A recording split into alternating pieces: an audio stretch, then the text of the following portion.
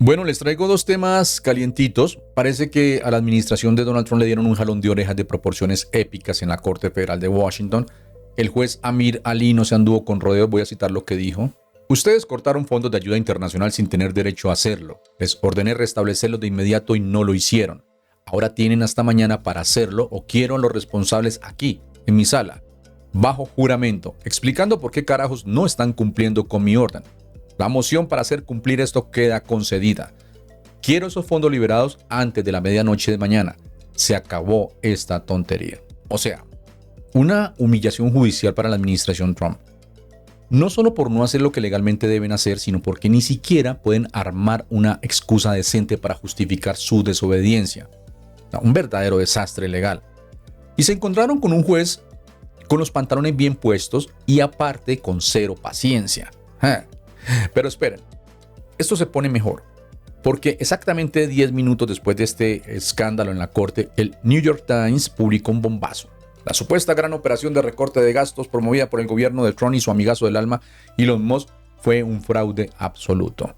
Así es, DOGE, el famoso Departamento de Eficiencia Gubernamental de Elon, tuvo que borrar de su sitio web las 5 mayores reducciones de gasto que había estado celebrando la semana pasada porque, bueno, no eran reales. Ejemplo, decían haber recortado 8,000 millones en el presupuesto de ICE, la agencia de inmigración. En realidad, el contrato en cuestión era por 8 millones, no 8,000 millones. Un pequeño margen de error de 7,992 millones de dólares. Nada importante, ¿no? ¿O qué tal esta otra joya? Afirmaban haber recortado 3 veces un contrato de 655 millones en USAID. En realidad solamente había un contrato y no era por esa cantidad, sino por 18 millones.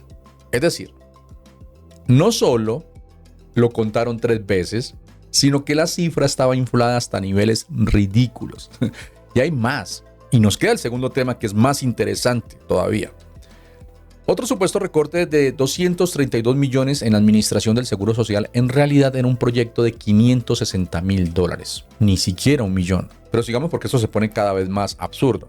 Según el New York Times, incluso los nuevos recortes que DOGE publicó esta semana vienen con los mismos errores ridículos. Bueno, por ejemplo, su mayor recorte anunciado fue de 1.9 mil millones en el Departamento del Tesoro. El problema: ese contrato ya había sido cancelado el año pasado, cuando Joe Biden era presidente. Es decir, como cosa rara que nunca sucede en el mundo de Donald Trump, se atribuyeron el mérito de cancelar algo que ya no existía. Y si pensabas que no podían caer más bajo, sí pueden. Porque además de vender humo con sus recortes falsos, se han dedicado a despedir a la gente a lo loco. Ustedes lo han escuchado últimamente. Para luego tener que recontratarlos, porque resulta que sí los necesitaban. Una tremenda locura. Despidieron trabajadores de la Agencia Nacional de Seguridad Nuclear y luego tuvieron que deshacer esos despidos. También despidieron a los expertos en gripe aviar, porque, claro, ¿quién necesita saber de virus en estos tiempos? Y luego, también tuvieron que recontratarlos. Y ahora están tratando de despedir y luego después contratar a los que supervisan la seguridad de robots cirujanos y dispositivos como marcapasos y desfibriladores implantados. Obviamente, ¿quién necesita que esos aparatitos sean seguros, no? Así que ahí lo tienen. La administración de Donald Trump no solamente está perdiendo en las cortes, sino que está quedando en ridículo en tiempo real. Ustedes lo vieron anoche en esa conferencia de prensa que fue una locura. Recortes falsos, jueces poniéndolos en su lugar y despidos en modo prueba y error. Y estos son los genios que quieren reestructurar el gobierno. Lo único que han logrado es demostrar que ni siquiera saben hacer matemáticas básicas. Y ahora les pregunto a ustedes, ¿qué opinan ustedes de todo este desmadre? ¿Es incompetencia total o simplemente descaro puro? Los leo ahí en los comentarios. Vámonos con el segundo tema. Empecemos con este videoclip. Piensa en lo emocionado que estoy. No solo por George Floyd, sino también por muchos afroamericanos que sufrieron el mismo destino que George Floyd. Estoy reflexionando en las protestas que se están llevando a cabo en mi país, esta tierra dulce de libertad, y en la igualdad proclamada en nuestra Constitución y Declaración de Independencia que juré proteger como adulto. Pensando en la historia de las cuestiones raciales y mis propias experiencias, que no siempre han cantado glorificaciones a la libertad y la igualdad. Considerar que mi nominación trae cierta esperanza, pero también trae una pesada carga. Bueno, si Donald Trump pensó que despedir a este general iba a ser solamente otro día en la oficina, parece que subestimó el impacto de su decisión. lo que acabamos de escuchar no solamente es un discurso, es un testimonio de alguien que ha servido a su país con honor, que ha sentido en carne propia las contradicciones de una nación que proclama libertad e igualdad, pero que muchas veces no las aplica por igual. Seamos honestos. El general Charles Brown, quien hasta hace poco era el jefe del Estado Mayor Conjunto, no está simplemente hablando de George Floyd, está poniendo en contexto toda una historia de desigualdad racial en Estados Unidos, algo que él mismo ha vivido dentro de las Fuerzas Armadas. Y ahora con su destitución por parte de Trump, no es difícil ver que hay un patrón en las decisiones del presidente. Porque claro, cuando Donald Trump habla de Make America Great Again, ¿para quién exactamente está siendo grandioso? Para muchos afroamericanos, amigos y otras minorías, ese gran pasado no es precisamente un recuerdo de igualdad y justicia. Y ahora, al remover a Brown, un líder que hablaba con valentía sobre estos temas, el mensaje que se manda es bastante claro. Pero lo más interesante de su discurso es la última parte. Su nominación le dio esperanza, pero también le dio una gran carga. Porque ser un alto mando militar afroamericano en un país con una historia de racismo institucional no solamente es un honor, es también todo un desafío. Ahora miremos y escuchemos esta perlita, esto es una joya. Y se trata de lo que dijo Pete Hegseth cuando ni siquiera había sido nombrado como secretario de Defensa. Miremos el videoclip. La frase más tonta en el planeta Tierra en el ámbito militar es nuestra diversidad, es nuestra fuerza. Tienen que despedir, tienen que despedir al presidente del Estado Mayor Conjunto y tienen que despedir a quiero decir, obviamente vas a traer un nuevo secretario de Defensa, pero cualquier general que estuviera involucrado, general, almirante, lo que sea, que estuviera involucrado en cualquiera de esas mierdas de diversidad, equidad e inclusión, tiene que irse. Pero qué sorpresa.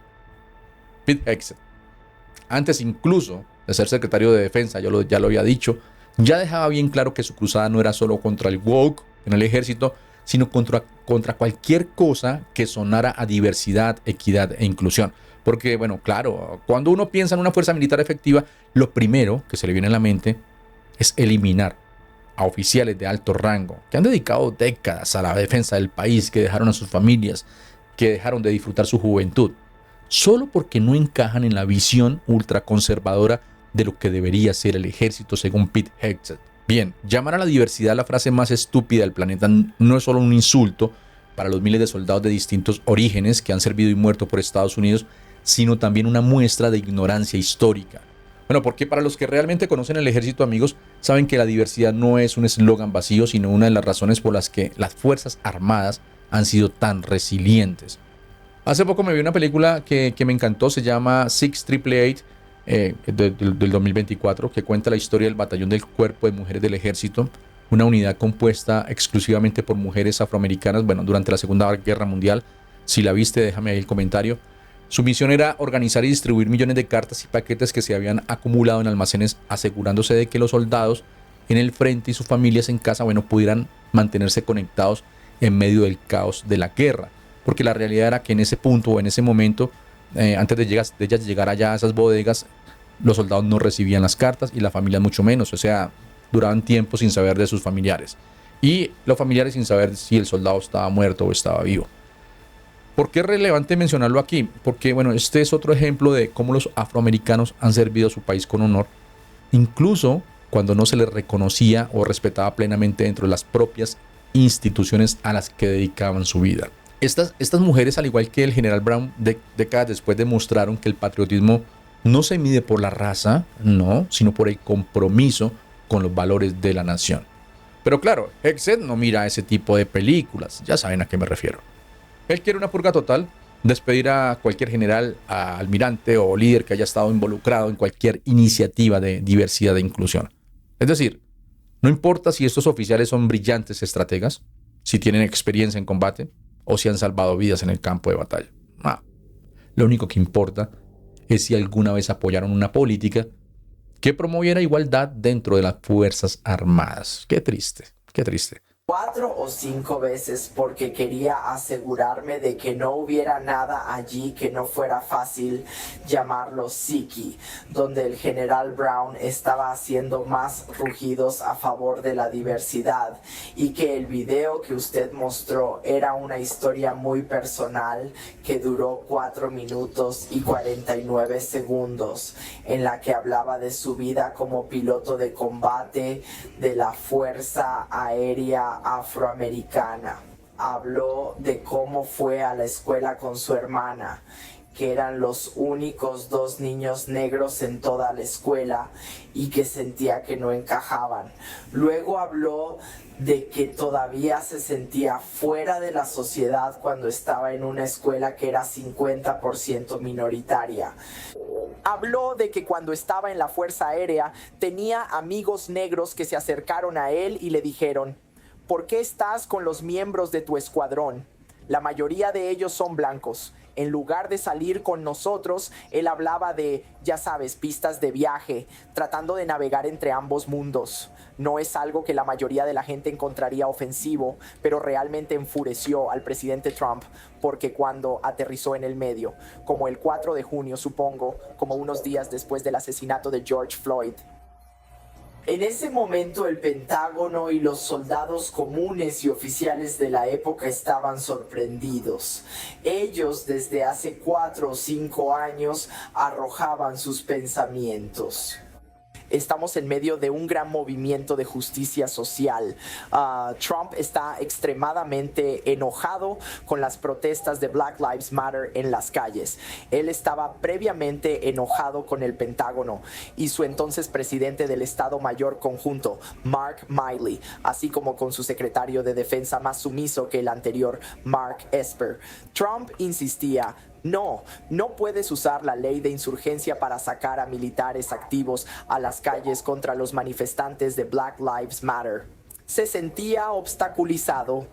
Entonces, C.Q. Brown, a quien acababa de nominar como jefe de Estado Mayor de la Fuerza Aérea, publicó el video que en la superficie era inofensivo, pero realmente enfureció a Trump. Esto realmente enfureció al mundo. Cuando Pete Hoxter empezó a escribir en sus libros, cuando escribió en su libro La guerra contra los guerreros, que C.Q. Brown necesitaba ser despedido porque dijo que la frase era: solo tienes que leerla en voz alta, y dijo que había hecho de la raza su mayor tarjeta de presentación. Él estaba hablando de ese video. Bueno, aquí tenemos un claro ejemplo de cómo la política y la ideología pueden influir en las decisiones militares y no precisamente en favor de la eficacia o el profesionalismo. El video del general Brown, bueno, que en esencia es un relato personal sobre su experiencia como afroamericano en la Fuerza Aérea, fue recibido con indignación por Trump y su círculo más cercano. Y no porque fuera una arenga política o una manifestación woke, como suelen decir algunos, sino porque llegó en un momento en el que el país, bueno, estaba convulsionado por la muerte de George Floyd y las protestas de Black Lives Matter. Brown no estaba haciendo una declaración partidista, estaba describiendo su realidad, su lucha por encajar en un sistema que por generaciones ha sido dominado por una mayoría blanca.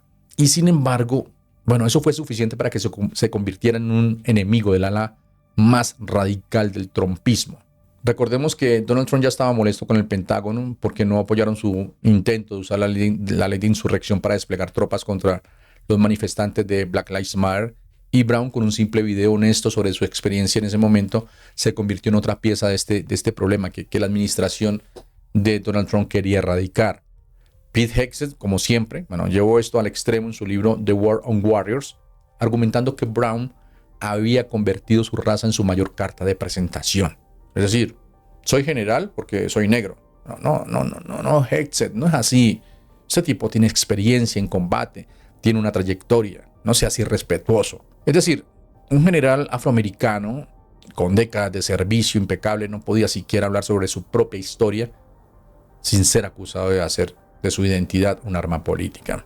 Amigos, este episodio nos deja en claro una tendencia peligrosa, la idea de que la diversidad y la inclusión en el ejército son amenazas en lugar de fortalezas. No es que Brown haya hecho algo mal, su único error fue atreverse a hablar de su experiencia en un momento en el que el país estaba dividido y un presidente estaba desesperado por controlar la narrativa. Y ahora con figuras como Hegseth, en posiciones de poder, está claro que este tipo de purga ideológica solo se va a intensificar. ¿Qué opinan ustedes? ¿Es peligroso que se politicen tanto las Fuerzas Armadas o creen que las críticas a Brown fueron justificadas? Déjenme sus comentarios. Ya saben, si les gustó el análisis, denle like, suscríbanse, comenten, compartan. Es importante apoyar estos canales independientes para que sigan creciendo y para que podamos traer toda esta información. Nos vemos en el próximo video de La Jugada Política. Un abrazo fuerte para todos. Bye, bye.